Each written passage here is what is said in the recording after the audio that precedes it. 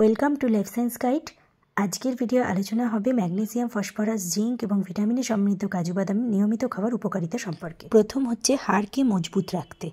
রাতে দুধের সঙ্গে ভিজিয়ে রাখবেন কাজু। সারা রাত দুধে ভিজিয়ে রাখা কাজু সকালে খেলে বার্ধক্যে হাড়ের ক্ষয় নিয়ে আর চিন্তা করতে হবে না।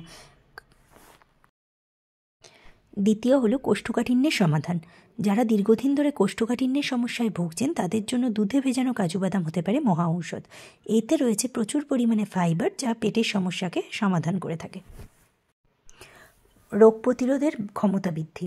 বর্তমানে বিভিন্ন খাদ্যাভ্যাস এবং বিরূপ আবহাওয়ার কারণে আমাদের রোগ প্রতিরোধ ক্ষমতা দিন দিন কমে যাচ্ছে।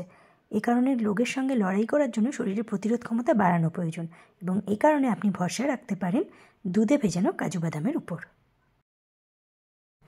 4 নম্বর হলো রক্তের বিভিন্ন সমস্যা দূর করতে। কাজু বাদামে কপার বা তামার মতো গুরুত্বপূর্ণ উপাদান আছে।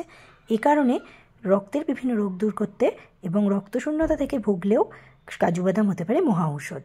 ভিডিওটি দেখার জন্য ধন্যবাদ। লাইক, শেয়ার এবং সাবস্ক্রাইব করে রাখো এরকম সুন্দর সুন্দর আরও হেলথ টিপস পাওয়ার জন্য। Thank you.